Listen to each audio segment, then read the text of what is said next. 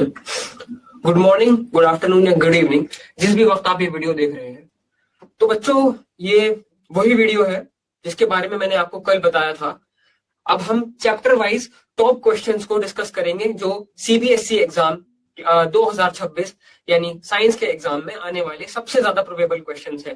ठीक है, जैसा कि कल के लेक्चर में मैंने आपसे ये बताया था कि हम वो क्वेश्चंस करने वाले हैं जो आपको फर्स्ट डिवीजन लाने में हेल्प करेंगे। ठीक है, भले ही आपने पूरे साल से पढ़ाई ना करी हो, लेकिन अगर आप इतना भी कर लेते हैं जितना मैं कराने वाला हूं इस क्लास में, जितने क्वेश्चंस मैं डिस्कस करने वाला हूं, अगर आप उतने क्वेश्चंस को अच्छी तरह सॉल्व कर लेते हैं, उनकी प्रैक्टिस कर लेते हैं और अपने दिमाग में बिल्कुल उनको छाप लेते हैं, तो आप सीबीएसई में एकदम बेहतरीन नंबरों से पास हो सकते हैं। ठीक है, तो चलिए आज की क्लास के बारे में थोड़ा सा बताते हैं। आज की क्लास में हम क्या करने वाले हैं?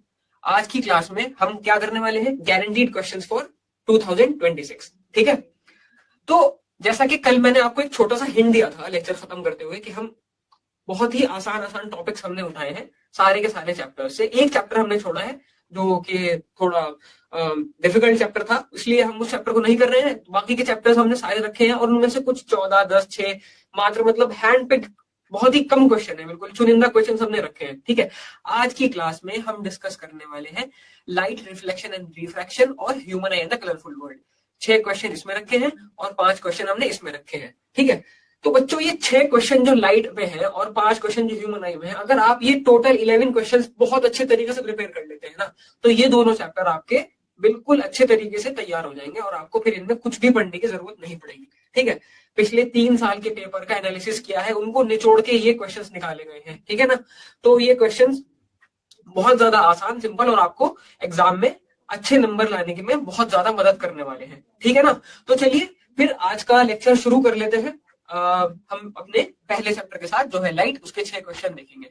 देखिए, मैं आपको ये बताना चाहता हूँ कि लाइट में सिर्फ हमने ये सवाल रखे हैं, अगर आप इनको गिनेंगे भी ना तो मुश्किल से 1, 2, 3, 4, 5, 6 सवाल। ठीक है, 6 सवाल अगर लाइट के कर लिए तो इस चैप्टर में ये एवरेज 7 मार्क्स का पूछा जाता है। मतलब पिछले 3 साल का एनालिसिस किया, पेपर देखा अच्छी तरीके से, है ना, तो तीनों साल में एवरेज लगाया कि 7 नंबर का लाइट तो आता ही है। तो अगर ये क्वेश्चंस कर लिए तो इन्हीं टॉपिक में से ये 7 नंबर का जो सवाल है पूछे जाते हैं। इन टॉपिक्स को अगर प्रिपेयर कर लिया जिस तरीके से मैं बताने वाला हूँ, क्वेश्चंस पढ़ूंगा, उनके आंसर समझाऊंगा, उसको बहुत ध्यान से सुनना है, आंसर उसको उनकी अच्छी तरीके से प्रैक्टिस करनी है, उनको याद करना है। ठीक है, और एग्जाम में लिख के आना है। ठीक है, मतलब जैसा कि मैंने आपसे कल कहा था ना, इस सीरीज को बिल्कुल घोल के पी जाना है, तो बिल्कुल वैसा ही आपको करना है। एक बार फिर से पीछे जाके आपको ये बताना चाहता हूँ, अपना जो रूल हमने कल रखा था, प्रैक्टिस, मेमोराइज एंड रिवाइज, ये तीनों चीजें बिल्कुल उसी तरह रहने वाली है इस सीरीज के अंदर। कॉन्स्टेंटली इन तीनों चीजों पे ही काम करना है, प्रैक्टिस करनी है, फिर उनको याद करना है और उनको रिवाइज करना है। हफ्ते में अगर 5 बार भी ये वीडियो देख लोगे तो फर्स्ट डिवीजन लाने से तुम्हें कोई नहीं रोक पाएगा। ठीक है, चलिए 6 क्वेश्चन ये रखे हैं लाइट में, इतना कर लिया तो लाइट तैयार। और ये फिर यहाँ पर हमने 4 क्वेश्चन या 5 क्वेश्चन रखे हैं ह्यूमन आई में। 5 नंबर का एवरेज ह्यूमन आई पूछा जाता है। ठीक है, अगर ये 11 क्वेश्चन कर लिए, ये दोनों चैप्टर तैयार। दोनों चैप्टर आसान है। ठीक है, थ्योरेटिकल चैप्टर्स है, थोड़े से बहुत छोटा सा न्यूमेरिकल पार्ट है जो कि बहुत आसान है, वो भी करेंगे, उसको भी डिस्कस करेंगे। ठीक है, जितना भी इस चैप्टर में इंपॉर्टेंट पार्ट है, इंपॉर्टेंट टॉपिक्स है, सब निकाल के आपके सामने रख दिए हैं। इतना कर लेना, मतलब 7 नंबर का लाइट और 5 नंबर का ये ह्यूमन आई। मैं मतलब ऐसा नहीं कह रहा हूँ कि 5 नंबर का ही फिक्स जाएगा, ये एवरेज है 3 साल का। ठीक है, कभी कभी ह्यूमन आई जो है 6 नंबर का पूछ लिया जाता है, लाइट 8 का पूछ लिया जाता है, ये 3 साल का एवरेज है। मतलब इतने नंबर तो आपको दिला के ही रहेगा अगर ये सारे टॉपिक्स अच्छे तरीके से प्रिपेयर कर लोगे। चलिए फिर, है ना, शुरू करते हैं लाइट के साथ। देखते हैं सबसे पहला सवाल लाइट में हमने क्या रखा है। ठीक है, सबसे पहला सवाल लाइट में है, किसी छात्र ने 12 सेंटीमीटर फोकस दूरी की किसी अवतल दर्पण का उपयोग करके 3 सेंटीमीटर ऊंचाई के किसी बिंब के प्रतिबिंब को श्वेत पर्दे पर फोकसित किया है। यदि बिंब की दर्पण दूरी 18 सेंटीमीटर है तो निम्नलिखित के मान ज्ञात कीजिए। बहुत ही आसान सा एक न्यूमेरिकल है। ठीक है, मान किसके ज्ञात करने हैं? 2 पार्ट दिए हैं, बोला है दर्पण से प्रतिबिंब की दूरी और प्रतिबिंब की ऊंचाई। ठीक है, दर्पण यानी मिरर जो है उससे प्रतिबिंब की यानी इमेज डिस्टेंस निकालना है। दर्पण से प्रतिबिंब की दूरी क्या निकालना है मुझे? इमेज डिस्टेंस पहले पार्ट में। ठीक है, मिरर से कितनी दूर है इमेज, यहां मुझे निकालना है अपना इमेज डिस्टेंस। ठीक है ना, और दूसरे में क्या पूछा है? प्रतिबिंब की ऊंचाई यानी इमेज की हाइट निकालनी है, हाइट ऑफ इमेज। ठीक है। 3 नंबर में सवाल पूछा गया है। दूसरा सवाल पूछा गया लेंस की क्षमता की परिभाषा लिखिए। किसी लेंस की फोकस दूरी -10 सेंटीमीटर है, इस लेंस की प्रकृति लिखिए और इसकी क्षमता ज्ञात कीजिए। यदि किसी बिंब को इस लेंस के प्रकाशिक केंद्र से 20 सेंटीमीटर की दूरी पर रखा जाए तो नई कार्तीय चिन्ह प्रॉपर्टी के अनुसार इस प्रकरण में आवर्धन का चिन्ह क्या होगा। ठीक है, नए कार्टेशियन साइन रूल्स के हिसाब से उसके प्रकरण में आवर्धन का चिन्ह पूछा है, क्या होगा। ठीक है, ये सवाल है। ठीक है, देखो बच्चों, सवाल है बहुत आसान, बोर्ड में आए हुए सवाल है, इसलिए बहुत ध्यान से सुनना। सारे के सारे सवाल जितने भी है इसमें बहुत ध्यान से सुनना है उनको। आंसर्स बताने वाला हूं, आंसर्स को बहुत ध्यान से सुनना। ठीक है, उनकी प्रैक्टिस करना और बिल्कुल उनको अपने दिमाग में छाप लेना। बार बार एक ही बात रिपीट कर रहा हूं कि इन आंसर्स को अपने दिमाग में छाप लेना है बिल्कुल। ठीक है ना। चलो, सबसे पहले जो का पार्ट है उसका आंसर देखते हैं क्या होगा। अब सबसे पहले बच्चों देखो क्या है, हमको क्या क्या दिया गया है। हमको क्वेश्चन में दिया गया है बिंब की दूरी कितनी है, -18 सेंटीमीटर। बिंब यानी हमारा जो ऑब्जेक्ट है वो कितनी दूर रखा है, वो रखा है 18 सेंटीमीटर दूर, है ना। फोकस दूरी कितनी है, -12 सेंटीमीटर। ये सब हमको क्वेश्चन में दिया गया है। क्योंकि अवतल दर्पण है इसलिए हम नेगेटिव साइन लगा रहे हैं, है ना। अवतल दर्पण यानी मेरा कॉन्केव मिरर है इसलिए मैं इनके साइन नेगेटिव रख रहा हूं। बिंब की ऊंचाई कितनी है, हाइट ऑफ ऑब्जेक्ट हमारा कितना है, +3 सेंटीमीटर। ये उसकी जो हमारा ऑब्जेक्ट हमने लिया है, मान लो ये ऑब्जेक्ट है तो इसकी जो हाइट है वो है +3 सेंटीमीटर। अब प्रतिबिंब की दूरी हमें निकालनी, इमेज डिस्टेंस। तो बच्चों यहाँ पर हम क्या लगाएंगे, मिरर फॉर्मूला। मिरर फॉर्मूला याद कर लेना। मिरर फॉर्मूला क्या होता है, 1/v + 1/u = 1/f। ठीक है, इस मिरर फॉर्मूला से जो सवाल है एग्जाम में वो आता ही आता है 100%। ठीक है, मिरर फॉर्मूला यहाँ पर सबसे पहले मिरर फॉर्मूला लिखा हुआ है, इसको मैं अंडरलाइन कर रहा हूँ। ये फॉर्मूला बिल्कुल आपको जबानी याद होना चाहिए। अगर एग्जाम में क्वेश्चन नहीं कर पा रहे हो ना, ये वाला क्वेश्चन देखो, क्वेश्चन में क्या है, क्वेश्चन में जो जो दे रखा है, फोकस दूरी दे रखी है, इसको एज इट इज लिख के आ जाना। अगर न्यूमेरिकल सोल्व नहीं कर पा रहे हो तो क्वेश्चन में जो चीजें गिवन है ना, जैसे फोकल लेंथ गिवन है, फोकल लेंथ का एक बार मान लेता हूं कि सिंबल भी भूल गए ना, तो इसको इसी तरह क्वेश्चन में से उठा के लिख देना, फोकस दूरी = 12 सेंटीमीटर, है ना।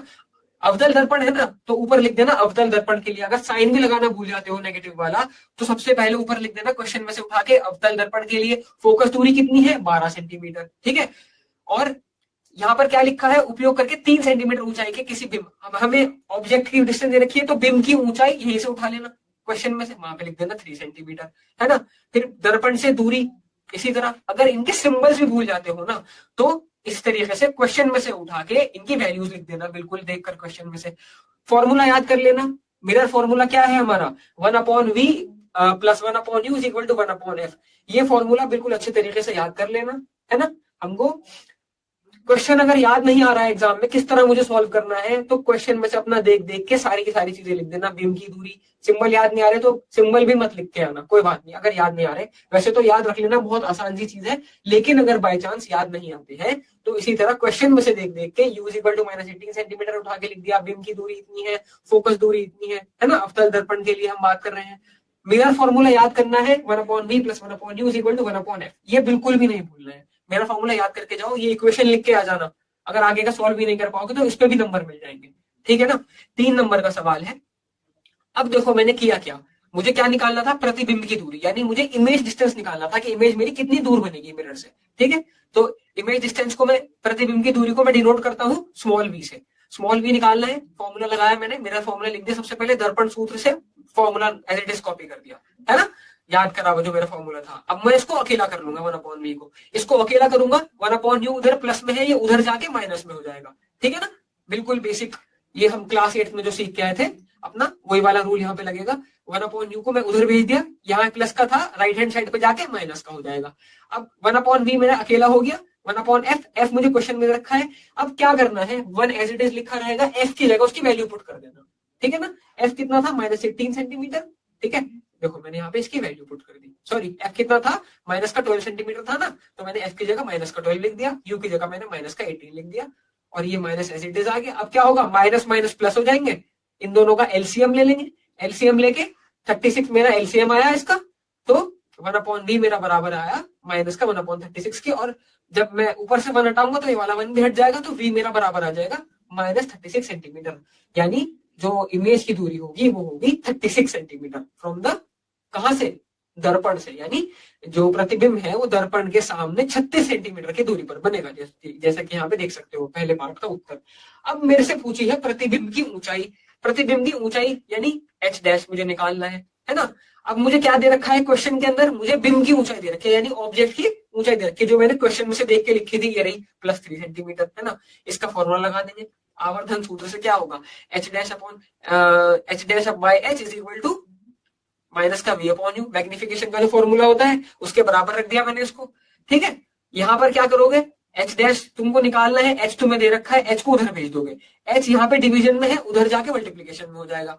तुमने v निकाल लिया पिछले पार्ट में, u तुम्हें दे रखा था क्वेश्चन के अंदर, है ना, h तुम्हें क्वेश्चन में दे रखा है, सिर्फ तुम्हें वैल्यूज पुट करनी है, इसको सॉल्व करना है और आंसर निकालना है, और h डैश तुम्हारा निकल के आएगा माइनस का 6 सेंटीमीटर। तो प्रतिबिंब की ऊंचाई निकल के आई 6 सेंटीमीटर होगी, वास्तविक तथा उल्टा, यानी वास्तविक होगी और उल्टी होगी, रियल होगी और इन्वर्टेड होगी, रियल और इन्वर्टेड इमेज तुम्हें मिलेगी। ठीक है ना, ये तुम्हारे दूसरे पार्ट का आंसर हो गया, और यहाँ तुम्हारे 3 नंबर बिल्कुल पक्के हो जाएंगे। ठीक है, अगर ये न्यूमेरिकल, फिर से रिपीट करता हूँ ये बात, अगर न्यूमेरिकल सोल्व नहीं कर पा रहे हो ना, तो सिर्फ फॉर्मूला ही लिख कर आ जाना। ठीक है, ये फॉर्मूला पे भी तुमको नंबर मिल जाएंगे। यहाँ पे वाला फॉर्मूला याद कर लेना, 1/v + 1/u, मेरा फॉर्मूला मोस्ट इंपॉर्टेंट फॉर्मूला है, हर साल इसका सवाल पूछा जाता है एग्जाम में, है ना। ये फॉर्मूला याद कर लेना, 1/v + 1/u = 1/f, दर्पण सूत्र, है ना, यानी मिरर फॉर्मूला। और फिर इसी तरह मैग्निफिकेशन का फॉर्मूला होता है -v/u और h डैश अपॉन h, दोनों फॉर्मूलास को इक्वल रख देंगे, है ना, क्योंकि हमको सॉल्व करना है, वैल्यू निकालनी है यहाँ पर, किसकी, हमें हाइट निकालनी है अपने प्रतिबिंब की। तो दोनों फॉर्मूलास को मैं इक्वल रख दूंगा और h डैश के लिए सॉल्व कर दूंगा। ठीक है, अब चलते हैं अपने अगले सवाल की तरफ। अगले सवाल में मेरे से क्या पूछा था, एक बार दोबारा सवाल पढ़वा देता हूँ। लेंस की क्षमता की परिभाषा लिखो। लेंस की क्षमता यानी पावर ऑफ लेंस हमको बताना है, उसकी डेफिनेशन पूछी है, बहुत आसान सवाल है। ठीक है, फिर बताया है किसी लेंस की फोकस दूरी -10 सेंटीमीटर है, फोकल लेंथ कितनी है, -10 सेंटीमीटर। इस लेंस की प्रकृति लिखिए, इसका हमें प्रकृति यानी इसका नेचर बताना है, और इसकी क्षमता ज्ञात कीजिए, फिर इसकी पावर बतानी है। यदि किसी बिंब को इस लेंस के प्रकाशिक केंद्र से 20 सेंटीमीटर की दूरी पर रखा जाता है, तो नई कार्तीय चिन्ह परिपाटी के अनुसार इस प्रकरण में आवर्धन का चिन्ह क्या होगा। न्यू कार्टेशियन साइन रूल के हिसाब से इसके आवर्धन का साइन बताना है, क्या होगा। चलिए सेकंड पार्ट का आंसर डिस्कस कर लेते हैं। सबसे पहले लेंस की क्षमता यानी पावर ऑफ लेंस की डेफिनेशन देख लेते हैं, है ना। लेंस की क्षमता यानी पावर ऑफ लेंस, हमारा इंग्लिश में पावर ऑफ लेंस और हिंदी में हम बोलते हैं इसको लेंस की क्षमता। तो किसी लेंस द्वारा प्रकाश किरणों को अभिसारित यानी कन्वर्ज या अपसारित, डाइवर्ज, है ना, प्रकाश किरणें यानी हमारी जो लाइट रेज होती है उनको या तो कन्वर्ज करना या डाइवर्ज करना, उसकी मात्रा को उस लेंस की क्षमता कहते हैं।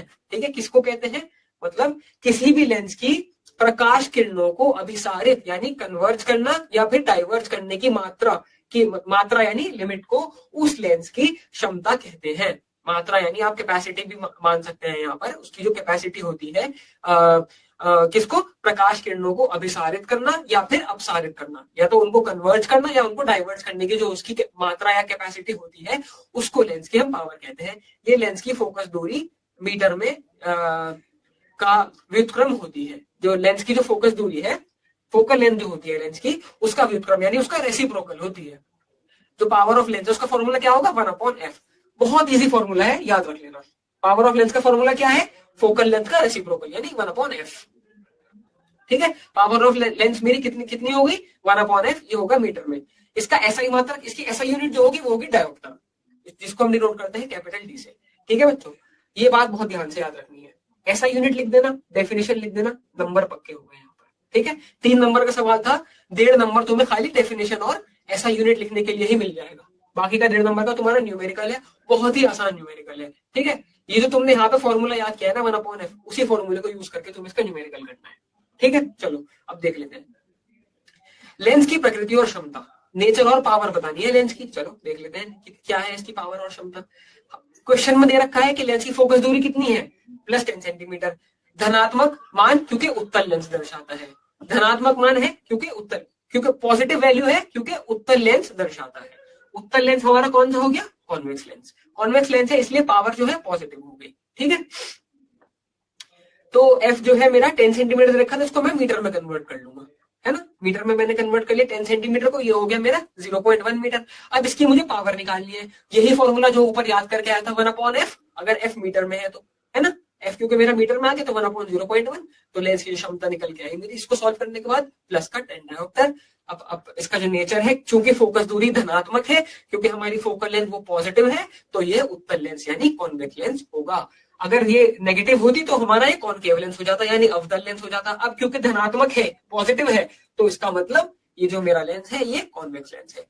इतना सिंपल है। 1.5 नंबर तुम्हें यहाँ पे इसके लिए मिल जाएगा और तुम्हारे 3 में से 3 नंबर इस क्वेश्चन में पक्के। बिल्कुल सिंपल बेसिक सा फॉर्मूला है, P = 1/f। फॉर्मूला लगाओगे, वैल्यू पुट करोगे, आंसर निकालोगे और अब तुम्हारे 3 नंबर पूरे। 1.5 नंबर तो मिल गया डेफिनेशन के लिए और 1.5 नंबर तुमको मिल जाएगा किसके लिए, ये छोटा सा न्यूमेरिकल सॉल्व करने के लिए। न्यूमेरिकल है, बहुत सी आसान न्यूमेरिकल है, तो बिल्कुल डरना नहीं है न्यूमेरिकल से कि भाई न्यूमेरिकल आ गया कैसे करूंगा सॉल्व। सिंपल सा फॉर्मूला 1/f, वैल्यू रखी, आंसर निकाल लिया। ठीक है, अब चलते हैं अपने अगले सवाल की तरफ। अच्छा, अभी तीसरा, इसके अंदर तीसरा पार्ट भी था, चलिए देख लेते हैं तीसरा पार्ट भी क्या है। तीसरे पार्ट में क्या पूछा है हमसे, इसका आवर्धन निकालना है, यानी मैग्निफिकेशन निकालना है, साइन ऑफ मैग्निफिकेशन। अब हमें बिंब की दूरी कितनी दे रखी थी, 20 सेंटीमीटर दे रखी थी।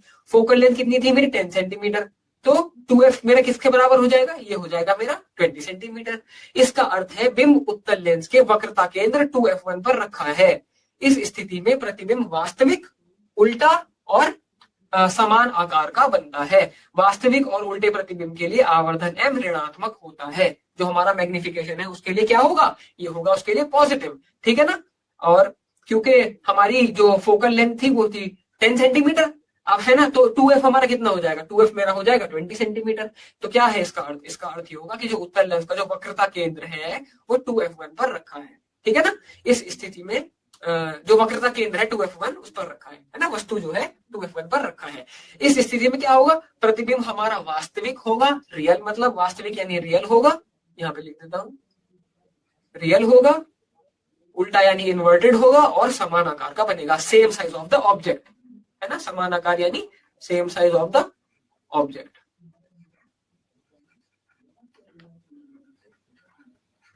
ये हो गया हमारा इसका तीसरा पार्ट। ठीक है बच्चों, चलो अब हम चलते हैं अपने अगले क्वेश्चन की तरफ। 5 नंबर में सवाल एग्जाम में पूछा गया था, ठीक है, लॉन्ग क्वेश्चन में। चलिए देखते हैं क्या सवाल है। उस दर्पण का नाम लिखिए जिसका उपयोग निम्न प्रकार के प्रतिबिंबों को प्राप्त करने में किया जाता है। सबसे पहले पार्ट में क्या दिया है, किसी बिंब का विवर्धित और आभासी प्रतिबिंब। ठीक है, किसी बिंब का साइज में छोटा और आभासी प्रतिबिंब, यानी वर्चुअल इमेज ऑब्टेन करनी है मुझे दोनों में, है ना। तो उसके लिए हम किस तरह के दर्पण का उपयोग करेंगे ये बताना है। ठीक है, फिर अगले खा पार्ट में क्या पूछा है उपर्युक्त प्रत्येक प्रकरण के उत्तर की पुष्टि के लिए नामांकित किरण आरेख खींचिए। अब हमको क्या करना है, ये जो दोनों हमारे आंसर निकल के आएंगे फर्स्ट और सेकंड पार्ट के लिए, इसके लिए मुझे क्या करना है, इसके लिए मुझे रे डायग्राम बनाना है। ठीक है, थर्ड पार्ट में क्या पूछा है, इन दोनों दर्पणों में से किस एक दर्पण का उपयोग किसी बिंब के विवर्धित और वास्तविक प्रतिबिंब प्राप्त करने के लिए भी किया जा सकता है। इस प्रकार के लिए बिंब की स्थिति का उल्लेख कीजिए। ठीक है, अब तीसरे पार्ट में क्या बताना है, ये जो दोनों दर्पण हैं इनमें से कोई एक ऐसा दर्पण है जिसका उपयोग बिंब के विवर्धित और वास्तविक प्रतिबिंब प्राप्त करने के लिए भी किया जा सकता है। ठीक है, इस प्रकरण के लिए बिंब की स्थिति का उल्लेख कीजिए। बिंब की स्थिति बतानी है कि भाई कहाँ रखा जाएगा बिंब। चलो देख लेते हैं, इसका आंसर डिस्कस कर लेते हैं। सबसे पहले बात कर लेते हैं कि हमें दर्पण का प्रकार जो है वो किस तरह का चाहिए होगा। सबसे पहला टाइप क्या था, हमको कैसी इमेज चाहिए, वस्तु का आवर्धित यानी बड़ा और आभासी प्रतिबिंब। हमको क्या चाहिए, वर्चुअल और मैग्नीफाइड इमेज चाहिए। तो उसके लिए हम किस तरह के दर्पण का इस्तेमाल करेंगे, किस तरह के मिरर का इस्तेमाल करेंगे वो देख लेते हैं। यह प्रतिबिंब केवल अवतल दर्पण यानी कॉनकेव मिरर द्वारा प्राप्त किया जा सकता है। जब वस्तु को दर्पण के ध्रुव यानी पोल, ध्रुव यानी हमारा हो गया पोल, कैपिटल पी से डिनोट करते हैं, और मुख्य फोकस कैपिटल एफ, ये हो गया हमारा प्रिंसिपल फोकस। मुख्य फोकस मतलब ये हो गया मेरा प्रिंसिपल फोकस, इसको हम डिनोट करते हैं कैपिटल एफ से। ठीक है, मुख्य फोकस के बीच रखा जाता है तो प्रतिबिंब सीधा आभासी और वस्तु से बड़ा बनता है। ठीक है भाई, पहले केस में हमें कौन सा मिरर इस्तेमाल करना पड़ेगा, हमें इस्तेमाल करना पड़ेगा कॉनकेव मिरर यानी अवतल दर्पण। जो मैग्नीफाइड और वर्चुअल इमेज है वो सिर्फ और सिर्फ कॉनकेव मिरर से ही ऑब्टेन करी जा सकती है, एक अवतल दर्पण द्वारा ही प्राप्त करी जा सकती है। ठीक है, इस चीज को बहुत ध्यान रखना। ये वाला जो केस है मैग्नीफाइड और वर्चुअल वाला सिर्फ एक तरीके से प्राप्त किया जा सकता है, तो इसलिए याद करना इसको बहुत आसान हो गया। इसको इसी तरह याद कर लेना, जब पोल और फोकस के बीच में रखोगे एक अवतल दर्पण के सामने किसी बिंब को, किसी ऑब्जेक्ट को, तो किस तरह की इमेज मिलेगी, मैग्नीफाइड और वर्चुअल इमेज मिलेगी। ठीक है, दूसरा केस क्या दिया था, वस्तु का छोटा और आभासी प्रतिबिंब, यानी वर्चुअल इमेज चाहिए लेकिन डिमिनिश्ड चाहिए। तो इसके लिए हमें क्या चाहिए, यह प्रतिबिंब उत्तल दर्पण द्वारा प्राप्त किया जा सकता है। ये जो प्रतिबिंब है, ये वाली इस तरह की जो इमेज है वो कॉन्वेक्स मिरर के द्वारा हमको मिल जाएगी। उत्तल दर्पण सदैव वस्तु का सीधा आभासी और छोटा प्रतिबिंब बनाता है। जो आपका उत्तल दर्पण होता है ना, यानी कॉन्वेक्स मिरर, वो हमेशा ही किसी मतलब कहीं भी रखा हो ऑब्जेक्ट, वो हमेशा उसका छोटा, सीधा और आभासी यानी वर्चुअल और आपका इरेक्ट और डिमिनिश्ड आपको एक इमेज बना के देगा, है ना। उत्तल दर्पण जो है आपका कॉन्वेक्स मिरर, वो हमेशा ही आपको एक वर्चुअल, इरेक्ट और डिमिनिश्ड इमेज बना के देगा, चाहे वस्तु कहीं भी रखी हो, जैसा कि आप यहाँ पे देख सकते हैं। ठीक है, तो दूसरा केस हमारा क्या हो गया, दूसरा केस हमारा हो गया कॉन्वेक्स मिरर वाला। तो ये बात याद रखनी है, इसको भी याद रखना बहुत आसान है ना। ये जो प्रतिबिंब है, जो सेकंड टाइप में हमसे पूछा गया है, वस्तु का छोटा और आभासी, ये हमको कौन बना के देगा, हमको ये बना के देगा कॉन्वेक्स मिरर, क्योंकि हमेशा इसी प्रकार के प्रतिबिंब बनाता है, चाहे वस्तु कहीं भी रखी हो। पहले केस की तरह ये जरूरी नहीं है कि हमें इसको खाली पोलर फोकस के बीच में रखना है, जैसे कॉन्केव मिरर के केस में रखा था। वस्तु कहीं भी रखी हो, ये हमेशा ही हमको आभासी, सीधा और छोटा प्रतिबिंब बनाकर देगा। अब हमें इन दोनों केसेस के लिए रे डायग्राम बनाने हैं, जो कि हम देख लेते हैं। अब भाई पहला केस तो कॉन्केव मिरर वाला ये हो गया। मैंने कहां पे रख दिया ऑब्जेक्ट को, ये मेरा ऑब्जेक्ट है, ठीक है ना। ये एरो जिसके ऊपर सर के ऊपर लगा हुआ है, इसको मैं बी से डिनोट कर रहा हूँ, ठीक है, ए बी से पूरा डिनोट कर रहा हूँ ऑब्जेक्ट को, सॉरी। ये मेरा कॉन्केव मिरर आ गया। बहुत आसान होता है कॉन्केव मिरर बनाना, सिर्फ इस तरीके से आपको एक आर्क बनानी होती है ना, और इसका उल्टा बनाएंगे तो मेरा कॉन्वेक्स मिरर बन जाएगा, है ना। कॉन्केव मिरर के लिए ये वाली आर्क बनाएंगे। ये तो हमारा पहला केस है कॉन्केव मिरर वाला, यहां लिख देता हूं कॉन्केव मिरर वाला, ठीक है। वस्तु को कहां रखा मैंने, फोकस और ये हमारे पोल के बीच में, प्रिंसिपल फोकस और पोल के बीच में मैंने यहाँ पे रख दिया अपने ऑब्जेक्ट को। तो देखिए जो इमेज बनेगी, एक रे ऑफ लाइट यहाँ से गई, एक रे ऑफ लाइट यहाँ से गई, ये वापस आके उसके सेंटर ऑफ कर्वेचर से पास हो जाएगी, और दूसरी वाली जो लाइट है ये उसके पोल से दोबारा पास हो जाएगी। और जो इमेज है आपको मिरर के पीछे मिलेगी, वर्चुअल इमेज मिलेगी और ऑब्जेक्ट से बड़ी इमेज मिलेगी, जैसा कि हमने पहले वाले केस में डिस्कस किया है। सिंपल सा रे डायग्राम है, ठीक है। बिल्कुल ध्यान रखना है, एक सिंपल सा मैंने कॉन्केव मिरर बना दिया, एक लाइन इस तरीके से ड्रॉ कर लूंगा, यहाँ पर एक पॉइंट मार्क कर दूंगा एफ, उसके सेंटर पे मार्क करूंगा पी, और उन दोनों के बीच में एक ऑब्जेक्ट रख दूंगा। वहां पे से जो है अपना इस तरीके से डायग्राम बना के, जैसा कि ऊपर ही बना हुआ है, डायग्राम बना के दिखा दूंगा, और इमेज मतलब मिरर के पीछे एक मैग्नीफाइड इमेज मुझे प्राप्त हो जाएगी, है ना। जैसा कि आप यहाँ ऊपर देख सकते हो, बहुत ही सिंपल सा डायग्राम है, एग्जाम में बना के आना है, कोई मुश्किल नहीं है इसको प्रैक्टिस करना। 2-3 बार मतलब इसकी अगर एक दिन में प्रैक्टिस कर लोगे डायग्राम की, तो उसको इजीली मास्टर कर पाओगे, ठीक है। ये वाला डायग्राम बनेगा कॉन्केव मिरर के केस में, और जो हमारा दूसरा डायग्राम है कॉन्वेक्स मिरर के केस में, ये मिलेगा मुझे कॉन्वेक्स मिरर के केस में। इसमें कोई आपका फिक्स नहीं है, वस्तु को कहीं भी रख सकते हो, कॉन्वेक्स मिरर है, क्योंकि जैसा कि हमने इसके पिछले वाले आंसर में पढ़ा है, इसके आंसर में वस्तु कहीं भी रख देना, 2 रे ऑफ लाइट जाएंगी और एक वर्चुअल इन्वर्टेड मतलब बिल्कुल सीधी, और आपको एक सॉरी वर्चुअल, इरेक्ट और एक डिमिनिश्ड इमेज आपको मिल जाएगी। इन्वर्टेड तो उल्टा हो गया, हमको इरेक्ट इमेज यानी बिल्कुल सीधी इमेज मिलेगी। जैसा कि आप देख सकते हैं, एक छोटी सी इमेज आपको इस वस्तु की प्राप्त हो गई। कोई फिक्स नहीं है कि वस्तु को कहां पे रखना है, कहीं पे भी रख सकते हो। वहां से दो रे ऑफ लाइट आपको जो है मिरर के सरफेस के ऊपर टकरानी है, और उसके बाद इनकी ट्रेजेक्ट्री बना के यहाँ पर देख सकते हो आप, इनका जो ट्रेजेक्ट्री यानी इनका जो रास्ता होता है इमेज का इमेजिनरी, उसको आप यहाँ से आप इमेज ऑब्टेन कर सकते हैं। इन 2 डायग्राम्स की प्रैक्टिस कर लेना, अक्सर एग्जाम में ये पूछे जाते हैं, ठीक है। एग्जाम में तुम्हारे आप पूछे जाएंगे, ये 2 डायग्राम एज इट इज बना के आ जाना, और अपना 5 नंबर तुम्हारे पक्के हो जाएंगे इस वाले क्वेश्चन में, ठीक है। अब इसका तीसरा पार्ट देख लेते हैं, ठीक है। आवर्धित और वास्तविक प्रतिबिंब हमें मैग्नीफाइड और रियल इमेज ऑब्टेन करने के लिए हमें किस तरह की मिरर का इस्तेमाल करना पड़ेगा, ठीक है। इनमें से अवतल दर्पण यानी कॉन्केव मिरर का उपयोग वस्तु का आवर्धित और वास्तविक प्रतिबिंब प्राप्त करने के लिए भी किया जा सकता है। इसमें भी हम कॉन्केव मिरर का ही इस्तेमाल करेंगे, ठीक है। अब उसके लिए हमको ये जानना पड़ेगा कि वस्तु की जो है पोजीशन क्या होगी, जो हमारा ऑब्जेक्ट है उसकी पोजीशन हमें क्या रखनी होगी, ठीक है। पोजीशन ऑफ द ऑब्जेक्ट, इस स्थिति के लिए वस्तु को वक्रता केंद्र और मुख्य फोकस के बीच रखा जाना चाहिए। कहां पे रखना पड़ेगा मुझे, वक्रता केंद्र यानी सेंटर ऑफ कर्वेचर और मुख्य फोकस यानी प्रिंसिपल फोकस के बीच मुझे रखना पड़ेगा, तब जाके मुझे वस्तु सी और एफ के बीच, जब वस्तु सी और एफ के बीच होती है तो प्रतिबिंब वक्रता केंद्र सी से परे वास्तविक उल्टा यानी रियल, इन्वर्टेड और वस्तु से बड़ा बनता है।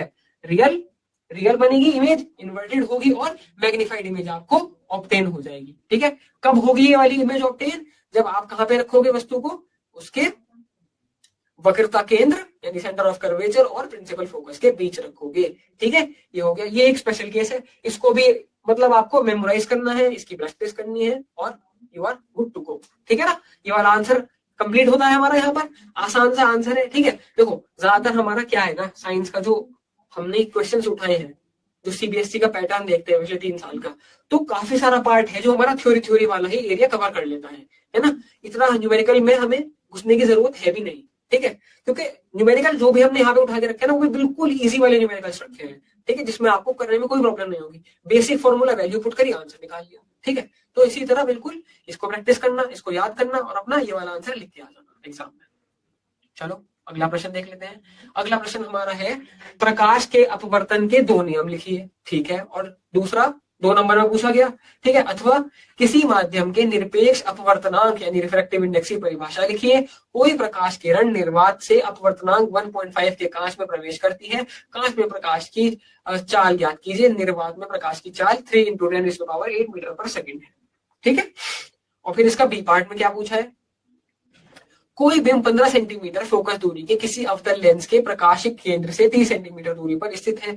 लेंस सूत्र का उपयोग करके किसी प्रतिबिंब लेंस के प्रकाशिक केंद्र से दूरी ज्ञात कीजिए। चलिए सबसे पहले जो है ए पार्ट कर लेते हैं, वो एक अगला क्वेश्चन है जो बी पार्ट वाला है हमारा, है ना।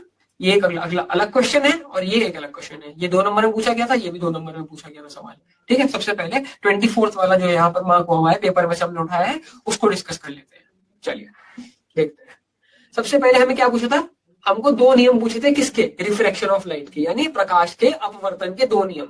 सबसे पहला जो हमारा नियम है वो कहता है आपतित किरण यानी इंसिडेंट रे, अपवर्तित किरण यानी रिफ्रैक्टेड रे तथा दोनों माध्यमों के पृथक करने वाले पृष्ठ के आपतन बिंदु पर अभिलंब नॉर्मल सभी एक ही तल में होते हैं।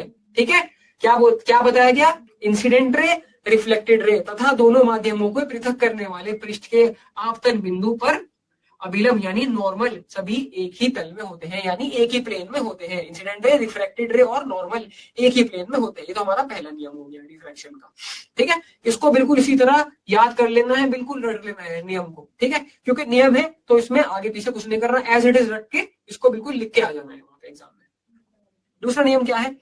प्रकाश के किसी निश्चित रंग तथा निश्चित माध्यमों के युग्म के लिए आपतन कोण कीजिए यानी sine of angle of incidence sine I तथा अपवर्तन कोण कीजिए यानी sine of angle of refraction sine R का अनुपात स्थिर होता है। इसे स्नेल का नियम कहते हैं। अब जो दूसरा लॉ है हमारा, उसको स्नेल्स लॉ भी कहते हैं और एग्जाम में कभी कभी डायरेक्टली भी पूछ लेता है कि भाई स्नेल का नियम बताओ क्या है।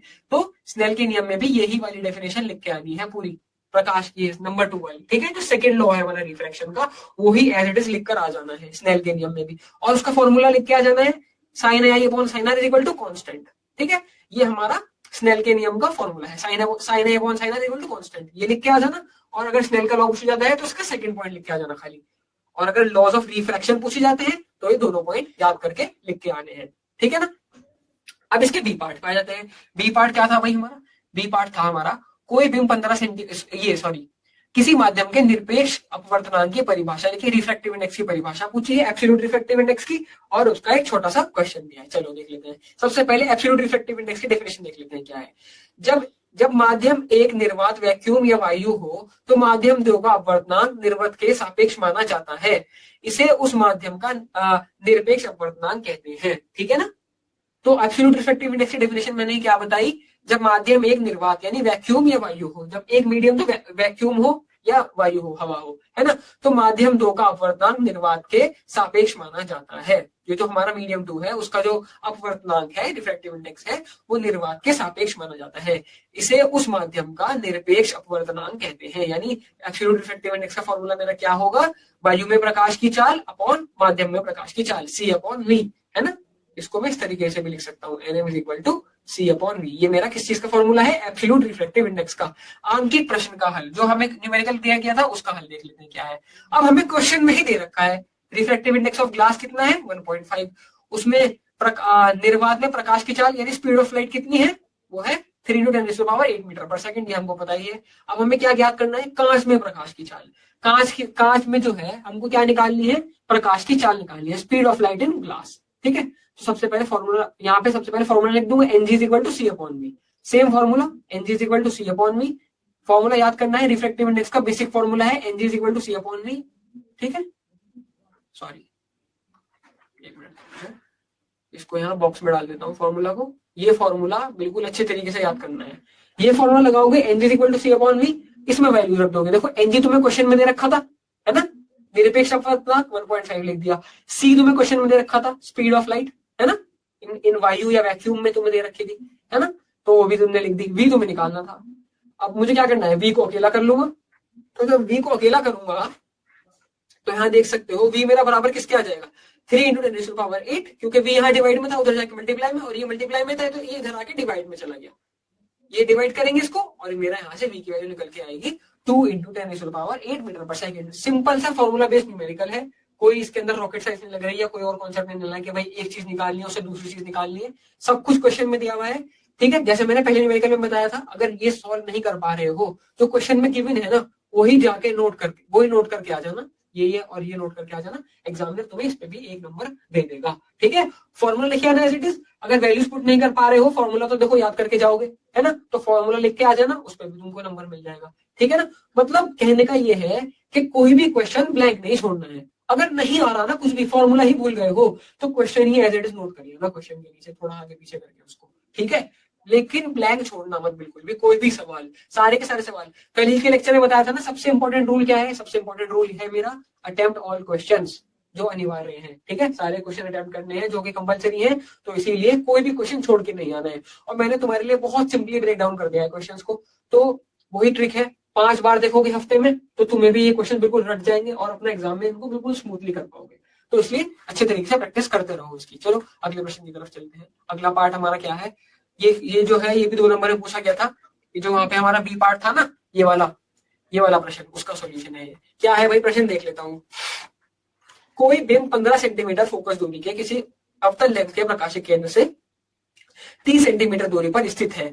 लेंस सूत्र का उपयोग करके प्रतिबिंब की लेंस के प्रकाशिक केंद्र से दूरी ज्ञात कीजिए। चलो, अब हम मिरर फॉर्मूला ऑलरेडी पढ़ के आ चुके हैं। 1/v is equal to 1/f, sorry हाँ 1/v is equal to, sorry 1/f is equal to 1/v plus 1/u, यही पढ़ के आया हूं, यही मेरा फॉर्मूला पढ़ के आ रहे हैं। 1/f is equal to 1/v plus 1/u। ठीक है, अब लेंस फॉर्मूला में क्या होगा? लेंस फॉर्मूला में सिर्फ एक छोटा सा चेंज है। सेम मिरर फॉर्मूला है, 1/v प्लस 1/u की जगह 1/v माइनस 1/u हो जाता है। ये देखो बॉक्स में बंद करा है लेंस फॉर्मूला को। अगर बिना फॉर्मूला याद है तो लेंस फॉर्मूला इजीली याद कर सकते हो। प्लस की जगह माइनस लगाना है मुझे, और कुछ भी नहीं करना है लेंस फॉर्मूला में। ठीक है, सेम उसी तरीके से क्वेश्चन होगा। यहाँ पे क्या दे रखा है? बिंब की दूरी मुझे दे रखी है माइनस का 30 सेंटीमीटर, फोकस दूरी फोकल लेंथ दे रखी है माइनस का 15 सेंटीमीटर, क्योंकि अवतल लेंस है, कॉन्केव लेंस की बात कर रहे हैं तो नेगेटिव हो जाएगी फोकल लेंथ। ठीक है, अब लेंस सूत्र यानी मिरर, जैसे मिरर फॉर्मूला था उसी तरह लेंस फॉर्मूला है, एक साइन का डिफरेंस है, वहां प्लस यहाँ माइनस। ठीक है, याद रखना है बात। फॉर्मूला लगाया, 1/v को अकेला करा, 1/u इधर माइनस में था, उधर जाके प्लस में हो जाएगा। ठीक है, वैल्यूज पुट करी, एलसीएम लिया, आंसर निकाला। v मेरा कितना निकल के आया? v मेरा निकल के आया माइनस का 10 सेंटीमीटर। जैसे मिरर फॉर्मूला का क्वेश्चन सॉल्व किया था वैसे ही लेंस फॉर्मूला का क्वेश्चन सॉल्व होगा। ठीक है, और प्रतिबिंब लेंस की जो प्रकाशिक केंद्र से दूरी है यानी ऑप्टिकल सेंटर से 10 सेंटीमीटर की दूरी पर बनेगा। जो हमारा v है वो 10 सेंटीमीटर की, मतलब v जो है हमारा माइनस का 10 सेंटीमीटर निकल के आया। क्योंकि हम बात कर रहे हैं अवतल लेंस की, तो जब मैं स्टेटमेंट लिखूंगा यहाँ मुझे माइनस का 10 लिखने की जरूरत नहीं है, क्योंकि ये ऑलरेडी अंडरस्टूड है कि अवतल लेंस है तो भी मेरा नेगेटिव ही होगा। ठीक है, तो यहाँ पर मैं आंसर लिख दूंगा प्रतिबिंब लेंस के प्रकाशिक केंद्र यानी ऑप्टिकल सेंटर से 10 सेंटीमीटर की दूरी पर बनेगा। चलो अगले प्रश्न की तरफ चलते हैं। लाइट चैप्टर हमारा वहां पे समाप्त हो जाता है। देखो सिर्फ चुनिंदा ही क्वेश्चन थे लाइट चैप्टर में, 7 मार्क्स का लाइट चैप्टर, उन क्वेश्चन से तुम कवर कर सकते हो। ठीक है, जो हमने वहां पे डिस्कस किए। अब हम बात करते हैं अपने ह्यूमन चैप्टर की। दोनों चैप्टर काफी इंटर रिलेटेड है, तो इसलिए इन दोनों को साथ में रखा है, दोनों क्वेश्चन एक साथ डिस्कस करवा रहा हूँ, जिससे तुम्हें भी प्रिपरेशन करने में आसानी रहे। ठीक है, चलो अब ह्यूमन आई की बात कर लेते हैं। ह्यूमन आई में सबसे पहला सवाल क्या पूछा है, आकाश में कब और कहां इंद्रधनुष दृष्टिगोचर होता है, इसके बनने को दर्शाने के लिए एक नामांकित किरण आरेख खींचिए। रेनबो का क्वेश्चन आ गया। ठीक है, अक्सर देखा गया है सीबीएसई हर साल ये सवाल पूछता ही है, कभी 2 नंबर में पूछेगा, कभी 3 नंबर में पूछ लेगा, लेकिन ये सवाल जरूर पूछता है रेनबो फॉर्मेशन का। ठीक है ना, अब क्या करना है तुम्हें, मैंने यहाँ पर जो आंसर लिखा है, अगर तुम वो भी लिख कर आते हो, भले ही 3 नंबर में भी आ जाए तो तब भी तुम्हें 3 नंबर पूरे मिल जाएंगे। ठीक है, चलो देखते हैं इसका आंसर। सबसे पहले वाले उसका रेनबो फॉर्मेशन का सबसे पहले इंद्रधनुष कब और कहां बनता है, ये पूछा है ना, कब और कहां इंद्रधनुष दृष्टिगोचर होता है। चलो देखते हैं कहां होता है। तो हेडिंग डाली मैंने सबसे पहले इंद्रधनुष यानी रेनबो, कब और कहां, यह वर्षा के पश्चात आकाश में सूर्य के विपरीत दिशा में दिखाई देता है।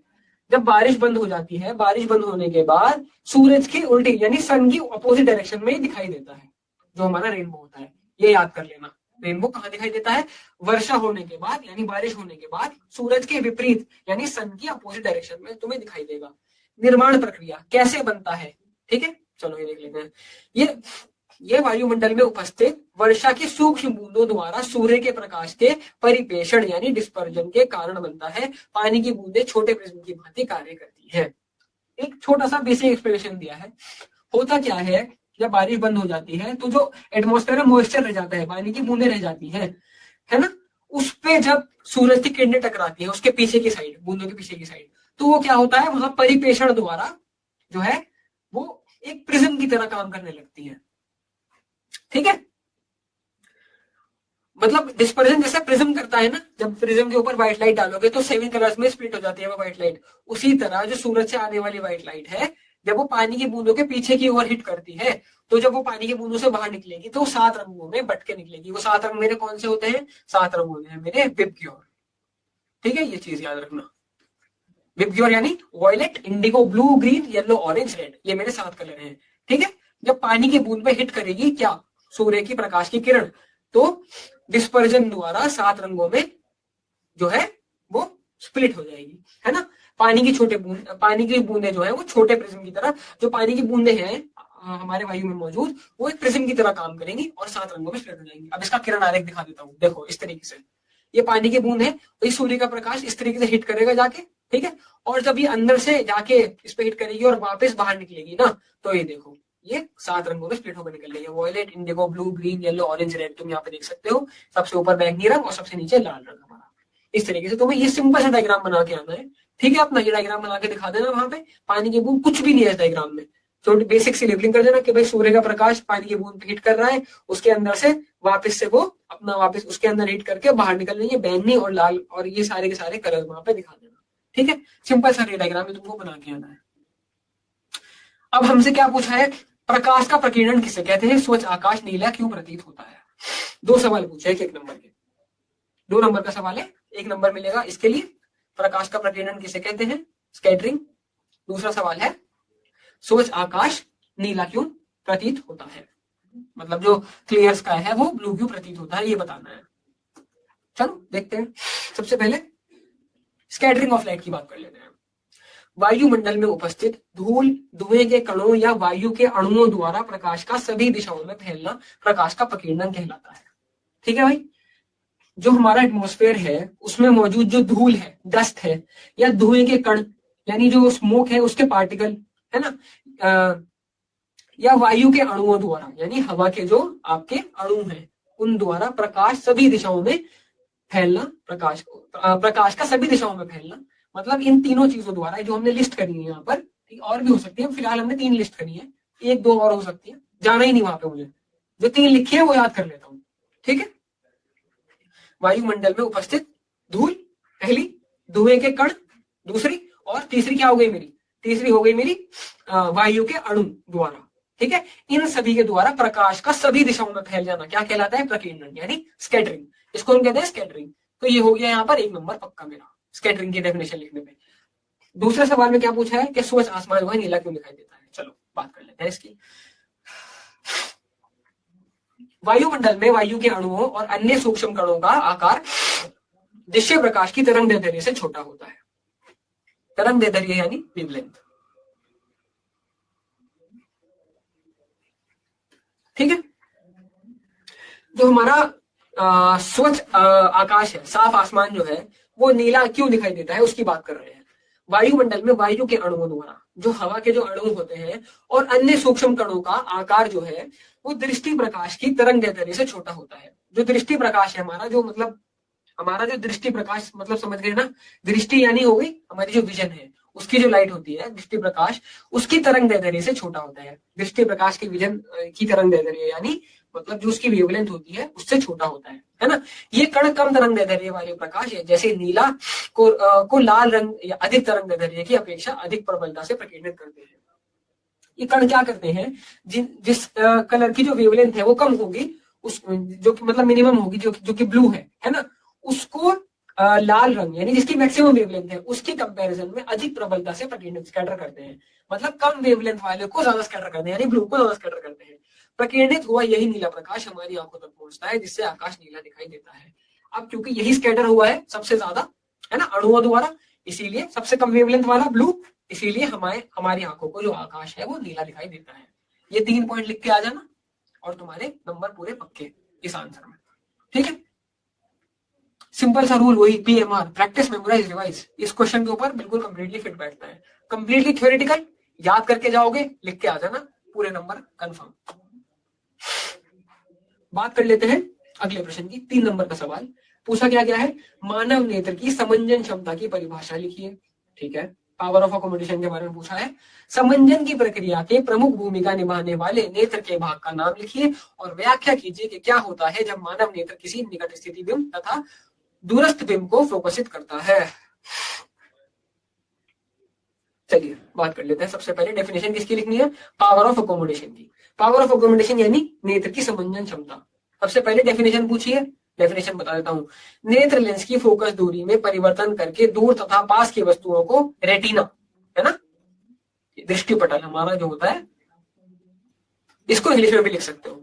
अच्छा देखो, एक बात मैं तुमको बतानी लेक्चर में जरूरी, वो ये है, एग्जाम में जब अपने आंसर लिखोगे ना तो कीवर्ड्स को इंग्लिश में भी लिख सकते हो। मतलब जैसे ये मैं आंसर लिख रहा हूं ना, नेत्र लेंस की फोकस दूरी, तो यहाँ पर फोकस दूरी की जगह बीच में फोकल लेंथ भी लिख सकते हो, अगर हिंदी टर्मिनोलॉजी भूल रहे हो, ठीक है। नहीं भी भूल रहे हो, इंग्लिश में लिखना चाहते हो, तो आंसर को दोनों लैंग्वेज में लिख सकते हो। भाई नेत्र लेंस तो इसी तरीके से लिख दिया, ऐसे नेत्र लेंस, है ना, और नेत्र लेंस की ये फोकल लेंथ, इस तरीके से लिख दिया और अपना आंसर फिर कंटिन्यू कर लिया हिंदी में, है ना। जो कीवर्ड्स हैं उनको इंग्लिश में भी लिख सकते हो अपना, उसमें कोई प्रॉब्लम नहीं है, सीबीएसई एक्सेप्ट करता है इसको। और बल्कि ज्यादा बेहतर रहता है अगर तुम मतलब कीवर्ड्स को इंग्लिश में लिख के आओ वहां पे, है ना। मर्जी तुम्हारी है, नंबर इस पर कोई भी नहीं कटने वाले। अगर प्रॉपर प्योरली हिंदी में भी लिखना चाहते हो वो भी लिख के आ सकते हो, अगर कीवर्ड्स को इंग्लिश में लिखना चाहते हो तो कीवर्ड्स को इंग्लिश में भी लिख सकते हो, उसमें कोई प्रॉब्लम नहीं रहेगी, ठीक है। नेत्र लेंस की फोकस दूरी में परिवर्तन करके दूर तथा पास की वस्तुओं को रेटिना पर स्पष्ट प्रतिबिंब बनाने की क्षमता को नेत्र लेंस की संवेदन क्षमता कहते हैं, ठीक है। क्या होती है भाई हमारी पावर ऑफ ऑगमेंटेशन, नेत्र लेंस की फोकस दूरी में परिवर्तन करके, मतलब हमारा जो आई लेंस है उसकी फोकल लेंथ में चेंजेस करके दूर तथा पास की वस्तुओं को, यानी दूर जो डिस्टेंट ऑब्जेक्ट्स हैं और जो नियर बाय ऑब्जेक्ट्स हैं, उनकी वस्तुओं को रेटिना पर स्पष्ट प्रतिबिंब बनाने की क्षमता, मतलब रेटिना के ऊपर स्पष्ट प्रतिबिंब, एक क्लियर इमेज बनाने की जो पावर है उसको हम क्या कहते हैं, समंजन क्षमता कहते हैं। सिंपल इजी डेफिनेशन, ठीक है, ये करनी है याद। फिर है मुख्य भाग का नाम। अब इसको कंट्रोल कौन करता है, ये जो हमारी पावर ऑफ अकोमोडेशन है इसको कंट्रोल करता है पक्षमाभी पेशियां, यानी सिलेरी मसल्स, ठीक है ना। ये जो पक्षमाभी पेशियां होती हैं ये समंजन प्रक्रिया में मुख्य भूमिका निभाती हैं। जो हमारी सिलेरी मसल्स है ये जो है पावर ऑफ अकोमोडेशन में ये एक मुख्य भूमिका निभाती है पावर ऑफ अकोमोडेशन को कंट्रोल करने में, ठीक है। वही आंसर कंटिन्यू हो रहा है, ठीक है। ये हम डिस्कस कर चुके कि सिलेरी मसल जो है मुख्य भूमिका निभाती है, किस तरीके से काम करती है। 2 केसेस पूछे थे हमारे से, है ना, निकट स्थित बिंब तथा दूर स्थित फोकस कैसे करती है दूर स्थित बिंब को, ठीक है। चलो जान लेते हैं, पहले नियर बाय ऑब्जेक्ट की बात करते हैं, ठीक है। पक्षमाभी पेशियां संकुचित हो जाती है, यानी कॉन्ट्रैक्ट हो जाती है जब हम नियर बाय ऑब्जेक्ट की बात कर रहे हैं। अगर मैं किसी पास के ऑब्जेक्ट को देख रहा हूं, जैसे ये मेरे पास ही है, इसको मैं इतने करीब से देख रहा हूँ, पास का ऑब्जेक्ट हो गया, है ना, तो जो सिलेरी मसल्स है वो क्या होंगी, संकुचित हो जाएंगी, है ना, कॉन्ट्रैक्ट हो जाएंगी, ठीक है।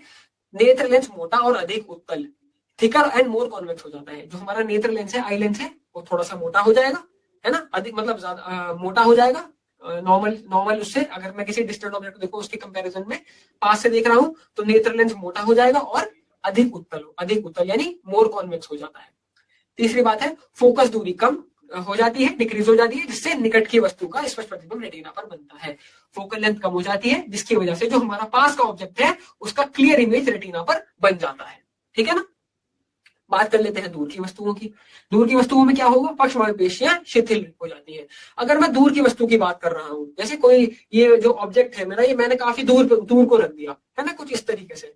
अब क्या होगा, जो मेरी सिलेरी मसल्स हैं वो रिलैक्स हो जाएंगी। उसमें क्या होता है, कॉन्ट्रैक्ट हो जाएंगे। पहले वाले उसमें जब ऑब्जेक्ट पास होगा तो कॉन्ट्रैक्ट, और जब ऑब्जेक्ट दूर होगा तो रिलैक्स हो जाएंगी, है ना। नेत्र लेंस पतला और कम उत्तल, ठीक है, नेत्र लेंस जो है वो पतला हो जाएगा और कम उत्तल हो जाता है। फिर बात करेंगे फोकस दूरी बढ़ जाती है, जो फोकल लेंथ है वो इंक्रीज हो जाएगी, क्योंकि मुझे दूर देखना पड़ रहा है तो मेरी फोकल लेंथ जो है वो इंक्रीज हो जाएगी, जिससे दूर की वस्तु का स्पष्ट प्रतिबिंब रेटिना पर बन जाएगा। इसी की मदद से जो हमारा रेटिना है उसके ऊपर एक क्लियर इमेज बन जाएगी, किसकी, जो डिस्टेंट ऑब्जेक्ट है उसकी। ठीक है, ये यहाँ पर लिख के आना है 3 नंबर का सवाल। प्रैक्टिस, मेमोराइज एंड रिवाइज, वही सेम रूल फॉलो करना है। इसकी प्रैक्टिस करो, तुम्हें बहुत इजीली तुम्हारे लिए ब्रेक डाउन कर दिया है, इसको अच्छी तरह याद करो और अपना एग्जाम में इसको लिख के आ जाना। सिंपल सा आंसर है। चलो अब हम अपने अगले प्रश्न की तरफ आ जाते हैं। अगले प्रश्न हमारा क्या है, दृष्टि दोष से पीड़ित कोई व्यक्ति -1 डायोप्टर क्षमता के लेंस का उपयोग करता है, उसकी दृष्टि दोष का नाम लिखिए तथा उस दोष के होने के 2 कारणों की सूची बनाइए। संशोधक लेंसों की प्रकृति, अभिसारी अपसारी का उल्लेख कीजिए। चलो ठीक है। और अथवा चॉइस में क्या क्वेश्चन पूछा है, जरा दूर दृष्टि किसे कहते हैं, दृष्टिता यानी प्रेसबायोपिया।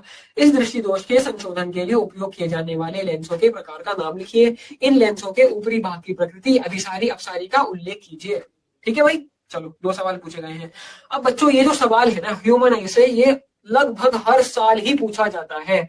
मायोपिया, हाइपरमेट्रोपिया, प्रेसबायोपिया, ठीक है, ये लगभग सवाल हर साल पूछा जाता है। तो ये जो तीनों टॉपिक है ना, मायोपिया, हाइपरमेट्रोपिया, प्रेसबायोपिया, इनको बहुत ही अच्छे तरीके से प्रिपेयर करना। ठीक है ना।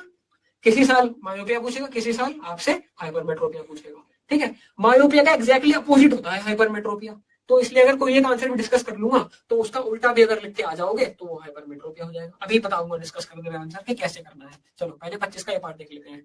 अब उसके नेत्र दोष का नाम क्या है भाई, क्या हो रहा था, उसको -1D क्षमता का लेंस उपयोग कर रहा था, उसके दृष्टि दोष का नाम बताना है। ठीक है, और 2 कारण बताने हैं। चलो, क्योंकि वो -1 डायोप्टर का चश्मा वो कर रहा था यूज, ठीक है, तो उसका जो नेत्र दोष है वो होगा निकट दृष्टि दोष, यानी मायोपिया है उसको। इसका कारण क्या होता है, नेत्र गोलक का लंबा हो जाना। जो नेत्र गोलक है, जो आई बॉल है, उसका वो लंबा हो जाता है, इसकी वजह से हमें मायोपिया हो जाता है। नेत्र लेंस की फोकस दूरी का कम हो जाना, जो फोकल लेंथ है वो कम हो जाती है आई लेंस की, इसीलिए ये जो हमारा मायोपिया है वो हो जाता है, मायोपिया के कारण है। ठीक है, संशोधक लेंस की प्रकृति, इसके लिए हमें कौन सा लेंस यूज करना पड़ेगा, अब सारी डाइवर्जिंग अर्थात अवतल लेंस, इसके लिए हमें कॉनकेव लेंस का इस्तेमाल करना पड़ेगा, क्योंकि क्षमता जो है वो ऋणात्मक थी वहां पे। तो मायोपिया को फिक्स करने के लिए हमको एक कॉनकेव लेंस का इस्तेमाल करना पड़ेगा। ठीक है ना। अब हाइपरमेट्रोपिया में क्या होता है, वो होता है दूर दृष्टि दोष। उसमें क्या होता है, उसमें जैसे यहाँ पर नेत्र गोलक का लंबा हो जाना, उसमें क्या होता है, हमारा जो नेत्र गोलक है वो छोटा हो जाता है। हाइपरमेट्रोपिया में कहा था ना, बिल्कुल उसका अपोजिट है। ये तो है भाई निकट दृष्टि दोष, हाइपरमेट्रोपिया हो गया मेरा दूर दृष्टि दोष। ठीक है, इसका कारण क्या है भाई, नेत्र गोलक का लंबा हो जाना, उसका कारण क्या है, नेत्र गोलक का छोटा हो जाना। नेत्र लेंस की फोकस दूरी कम हो जाना, उसमें क्या होता है, नेत्र लेंस की फोकस दूरी बढ़ जाती है ना, बिल्कुल अपोजिट है इसके। उसके लिए हमें कौन सा लेंस इस्तेमाल करना पड़ेगा भाई, इसमें क्या कर रहे हैं इस्तेमाल, कॉनकेव लेंस, उसमें इस्तेमाल करेंगे कॉन्वेक्स लेंस। ठीक है, वो होगा हाइपरमेट्रोपिया का। ये मायोपिया का हो गया, वो हाइपरमेट्रोपिया का हो गया। अगर मायोपिया पूछा जाए तो ये वाला आंसर, हाइपरमेट्रोपिया पूछा जाए तो जो आंसर बताया है वो वाला आंसर। ठीक है, बिल्कुल इसका अपोजिट करके आना है। अब बात करते हैं एक स्पेशल केस की। स्पेशल केस क्या, इसको हम बोलते हैं प्रेसबायोपिया, जरा दृष्टि दोष। ठीक है, आयु बढ़ने के साथ, ये जब उम्र बढ़ती है ना, ये अक्सर 40 साल की उम्र के बाद ये दोष देखा जाता है आंखों में। ठीक है, आयु बढ़ने के साथ नेत्र की समंजन क्षमता जो है वो वो घट जाती है। जो हमारा नेत्र है उसकी जो समंजन क्षमता है वो घट जाती है आयु बढ़ने के साथ, है ना, जिससे व्यक्ति को दूर और पास दोनों की वस्तुएं स्पष्ट दिखाई नहीं देती। जिससे क्या होता है, जो व्यक्ति है जिसकी उम्र बढ़ रही है, जब जिसको ये दोष हो गया है प्रेसबायोपिया, उसको ना तो दूर की और ना पास की जो वो वस्तु है वो साफ दिखाई नहीं देती। ठीक है, इस नेत्र दोष को जरा दूरदर्शिता यानी प्रेसबायोपिया कहते हैं। अब इसी नेत्र दोष को हम क्या कहते हैं? फ्रेश बायोपिया, है ना, जिसमें ना उसको पास की साफ दिख रही है ना दूर की साफ दिख रही है। इसमें हम किस तरह के लेंस का उपयोग करेंगे इसको फिक्स करने के लिए? संशोधक लेंस का प्रकार यानी द्विफोकल लेंस। इसमें हमें बायफोकल लेंस का इस्तेमाल करना पड़ेगा, द्विफोकस लेंस का इस्तेमाल हम करते हैं, ठीक है। ऊपरी भाग की प्रकृति अपसारी, डाइवर्जिंग, अर्थात अवतल भाग दूर की वस्तुओं देखने के लिए, ठीक है। जो उसका ऊपरी भाग होगा लेंस का, उसकी जो हमारी नेचर होगी अपसारी, वो होगी डाइवर्जिंग, अर्थात अवतल भाग दूर की वस्तुओं को देखने के लिए, दूर को देखने के लिए इसका जो ऊपरी भाग है वो डाइवर्जिंग होगा, और जो इसका जो निचला वाला भाग होता है वो कन्वर्जिंग होता है। इसीलिए इसको हम बायफोकल लेंथ कहते हैं। ये दूर और पास दोनों की जो प्रॉब्लम है, दूर और पास के लिए एक ही चश्मा बन जाता है। आपने सुना भी होगा, बहुत कॉमन है ये आज के जमाने में बायफोकल लेंस। बहुत लोग आज अब इसका चश्मा लगाते हैं जिनको दूर और पास दोनों की जो विजन है उसमें प्रॉब्लम होती है, ना उन्हें पास का साफ दिखता, तो ना फिर इनको ना उन्हें दूर का साफ दिखता, तो उसमें ये बायफोकल लेंस यूज किया जाता है। इसको हम प्रोग्रेसिव लेंस भी बोलते हैं, ठीक है ना, क्योंकि इसके अंदर दोनों ही काबिलियत इसके पास है कि दूर का भी आपको दिखा सकता है, डाइवर्जिंग, जो ऊपरी भाग है वो डाइवर्जिंग, और जो निचला भाग है वो कन्वर्जिंग होगा, ठीक है ना। यहाँ पर जैसे कि ये लिखा हुआ है अपसारी यानी अर्थात अवतल भाग होगा इसका, ऊपरी भाग जो है वो इसका जो वो होगा हमारा डाइवर्जिंग होगा, और जो निचला वाला भाग होगा वो कन्वर्जिंग होगा। यहाँ पे मैं लिख भी देता हूँ क्योंकि यहाँ मिसिंग है, जिससे कि आपको याद रहे। पूछा गया था क्योंकि खाली ऊपरी भाग के बारे में ही, लेकिन अगर निचले भाग के बारे में पूछा जाए तो आप यहाँ पे लिख के आ सकते हैं कि वो इसका कन्वर्जिंग होता है, ठीक है ना। इसीलिए इसको बायफोकल कहते हैं क्योंकि इसके पास दोनों ही काबिलियत होती है। तो यहाँ पर हमारे दोनों चैप्टर के इंपॉर्टेंट क्वेश्चन मैंने आपसे डिस्कस कर लिए हैं। अब जो मैंने ये क्वेश्चन आपसे डिस्कस करे हैं, जिनके आंसर्स मैंने बताए हैं, अब आपकी जिम्मेदारी है इस वीडियो को बार बार देखना। जैसा कि मैंने बताया लेक्चर की शुरुआत में, 5 बार भी देख लोगे हफ्ते में, अच्छे तरीके से प्रिपेयर हो जाएगा और इन दोनों चैप्टर में कोई प्रॉब्लम नहीं आएगी। यही टॉपिक्स, और देखा तो ये गया है कि यही सवाल सीबीएसई आपसे एग्जाम में पूछेगा। इन्हीं सवालों से ज्यादातर टॉपिक्स तो बिल्कुल मैं 100% गारंटी कर दे रहा हूं कि यही टॉपिक्स पे सवाल आएगा। हल्का सा इधर उधर सीबीएसई कर सकता है, लेकिन अगर इनको प्रिपेयर कर लोगे तो उन सवालों को हल करने में भी कोई प्रॉब्लम नहीं आएगी। इसीलिए इनको अच्छी तरह प्रिपेयर करो। इन सवालों को जो मैंने आज डिस्कस कराए हैं खूब अच्छे तरीके से प्रैक्टिस करो। जैसे कि मैंने बताया, हफ्ते में 5 बार इस वीडियो को देखो, ठीक है। दोनों चैप्टर प्रिपेयर, लाइट और ह्यूमन आई, यानी 12 नंबर एवरेज बिल्कुल कंफर्म हो गए, ठीक है। 7 नंबर में लाइट का एवरेज रहता है, 8 का भी पूछ लिया जाता है, और ये ह्यूमन आई में ऐसे ही 6 या 5-6 पे फ्लक्चुएट होता है, ठीक है। तो लगभग 15 नंबर पक्के हो गए, ठीक है। 12 की तो गारंटी है ही, लगभग 15। भाई अगर 1-2 नंबर ऊपर नीचे हो गया लाइट और ह्यूमन आई, कभी 8 का आ गया, वो 6 का आ गया, तो 14-15 नंबर, तो लगभग ये समझ लेना इस वीडियो को देखने के बाद आपकी लगभग 15 नंबर की तैयारी पक्की हो चुकी है। लाइट और ह्यूमन आई इस वीडियो के अलावा अब आपको बिल्कुल भी छेड़ना नहीं है, ठीक है ना। तो पूरे साल किताब तो खुली नहीं थी, ये वीडियो लेकिन जरूर देख लेना, ठीक है। और इसकी जो अगली वीडियो आने वाली है उसका लिंक जो है इसके डिस्क्रिप्शन में मिल जाएगा, है ना। उसमें और 2 चैप्टर डिस्कस करेंगे साइंस के, इसी तरीके से ब्रेक डाउन करेंगे सिंपली, है ना। और उसका जो लिंक है, बल्कि पूरी की पूरी प्लेलिस्ट का ही लिंक आपको पहली वाली वीडियो के जो हमारा कल वाला लेक्चर था उसमें मिल जाएगा और इसमें भी मिल जाएगा, ठीक है। तो बिल्कुल अब टाइम तो हो ही चुका है ना। तो अब जो है अच्छी तरीके से मेहनत करनी है, इन वीडियोस को पकड़ लेना है और बस अपनी जो तैयारी एग्जाम की वो शुरू कर देनी है। मिलते हैं अगली क्लास में 2 नए चैप्टर्स के साथ, ठीक है। तब तक के लिए थैंक यू, बढ़िया तरीके से पढ़ते रहो।